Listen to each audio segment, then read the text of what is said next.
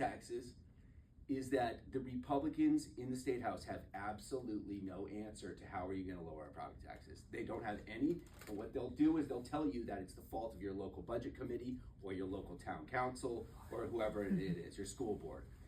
And I also thought this many years ago when I first started actually paying my property tax bill. And Newmarket does not have, we're not a fancy town. We don't have a town pool. We pay for our trash bags, and it's a very working class town. I never understood why are my taxes so high.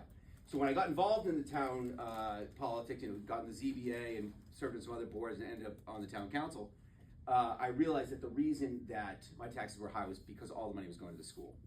And one of the reasons I started getting involved with local politics is that my restaurant really needed more parking.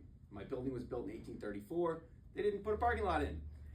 So I was struggling with not enough parking for not just myself and my employees. And my employees were struggling with housing. My customers were getting pushed out because of housing. And I got involved and I realized that there was all of these issues, mainly education, private taxes, and housing, that the local community could not deal with because it was basically a state manufactured problem. And that's when I realized, I was like, I really need to move up to a higher level because there's nothing I can do here on the town council. And I looked into it, and it was funny because I went to the Secretary of State's office. This was a while back. I've been thinking about running for something for a long time. I think it was 2015 or 2016. I was looking at the Secretary of State's office, and I knew that the state reps didn't get paid. So I was like, well, I can't really afford to do that. I can't drive to Concord 3 or 4 days for no money. But I thought maybe the senators got paid. So I looked and I'm like, nope, they don't get paid either. I'm like, man, that's like a lot of work to not get paid for. And then I thought, well, the executive council gets paid a little bit. But then I looked at it, I'm like, really, the governor's the only one that actually is getting paid in the state. And I was like, I'm gonna run for governor because I want to fix this state from the top, and that these issues are just so important to me.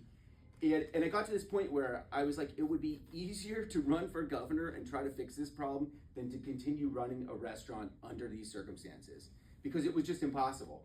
Between the property taxes and the lack of parking, it just always seemed like I was never able to catch up.